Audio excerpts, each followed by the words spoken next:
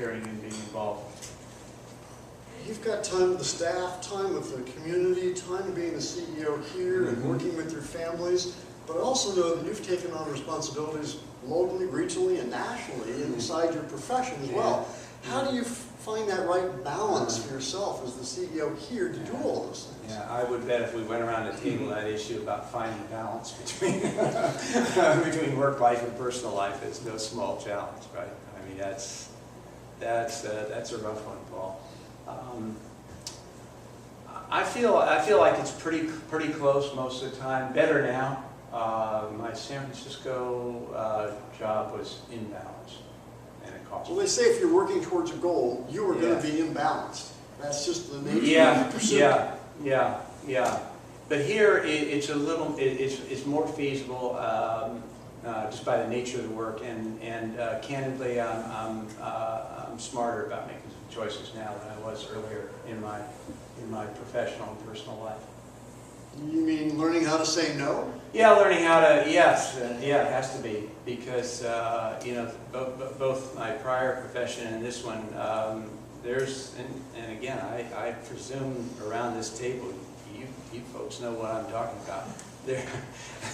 There's no shortage of things that you feel yourself that you could do, should do, and there's no shortage of people around you to remind you of those of those factors. So, yeah, I think you know, sort of honing that skill of saying no and triaging, prioritizing.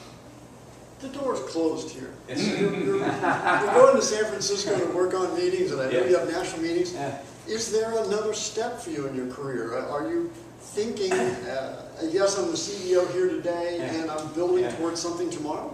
You know what's really, you know what's really added to the comfort of my life over years. I really love working locally. I had a number of opportunities in the course of the years. Been over 40 years now. I've had some very nice offers, particularly to go either to Sacramento or particularly to Washington. And I like where I am. I like where I am. I like to go to those places. I like to tweak. You know, go to. Gene can appreciate that. He's had to do that too a few times. Oh, okay. Go to Congress and tweak a little bit, some long-term railroad planning. Oh, okay. So you know, I'm saying you go to those places, and it's good to go. And I mean, those are big vaults, which I appreciate. Right. You know, and also, quite seriously, I know that, you know, public policy is really critical.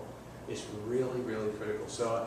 But the fact that I can have, or try to have, at least a nickel's worth of influence on the development of public policy at both the state and a federal level, but to be able to do it from my home base as opposed to... This is where you got that power to be able to speak there. Yeah, it's a good deal, and I've been very fortunate, very blessed by knowing some of the... I mean, you think about who we have representing us in Congress over the years. I mean, I've known Nancy Pelosi since before she ran for office. I knew her early on. I've known that there's a circle, actually primarily, of just wonderful, fabulous women that have represented us over all the years of my service, and it's just I've been so honored to be, you know, just in the penumbra of their influence. So if I can throw in a word or two here or there, that's what I do. So that's what's going right. Yeah. What are some of the things that go wrong? As a CEO, what are some of the things that trip you up? Yeah. Well, right now, you know, we just got finished looking. This is focusing particularly on the Buck Trust, and since that's how we're widely known in Marin. You know, most people, I tell them in Marin that we make more grants going out than in. You know, like, what? You know, I thought your name was Marin. You know? But so we just got finished with a strategic plan for how we wanted in the years ahead, how my board and I really were looking over the next number of years to invest our money. We decided a thing which many of you may have come on at periods in your professional career and your businesses, where we had to make a decision about going. Do we want to spread widely, but by definition more thinly, or narrow and deep? We went with the latter. And so it means that now sort of rolling out some of the choices that we made that mean that we're not supporting Limited. certain things. Yeah. Right, it'll let And go. so people, particularly because we're a big dog in a small neighborhood, and so people get in, that are associated with either running or volunteering or supporting, serving on boards of nonprofit organizations, feel passionate about what they're doing, and so and they want the stamp. They want the money certainly, but they also want the stamp of approval of having a grant from this foundation, and that would be a good thing to do. Yeah. You can't do that widely. I mean, we have a chance to really go deep with some young kids, kindergartners and grade school kids who, if given a chance and a bit more resource to them than that many of us had.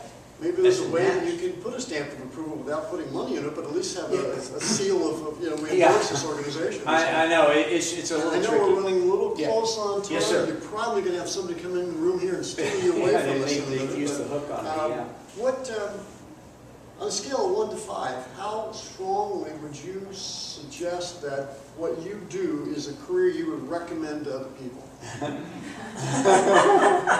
Yeah, there are not many people. At least when I was growing up, I never heard anybody say, "Yeah, I want to grow up to be president of a foundation." But it's probably coming on a little more strongly now. It's identified more. You get people like Michael Bloomberg who made a big point of that, or other folks coming out of public or private life and saying, "Well, gee, I think my next step for me is I'd like to head a foundation." It's a little trickier than just making that announcement, but I would really recommend it. It is an incredible opportunity. There are not many of them, but I would recommend it highly. Yeah. Now, my private profession, actually, and there are a lot of people, you all may know docs in one role or another, and many of them actually, if you ask them that question, Paul would say, actually, not so much. That's a more challenging field. Public health, I would say. So I'm a lucky guy. I would say yes to both. Both the public health industry and the foundation industry. Absolutely. That's awesome. What's the hardest part about that? About what? Is it the political challenge? Is it the bureaucracy? Having to manage all the money as well as the... The hardest part of the job is? The hardest part is making really, really tough choices and saying no to outstanding programs, services, passionate people doing really good work, and saying, we have to make choices. That's absolutely the hardest part. Well, we have to make choices too, and I have to bring this meeting to a conclusion because I know you have an appointment. I promise I will get you out of here. Thank you so much for being with us today. Really appreciate it very much. Thank you very much for the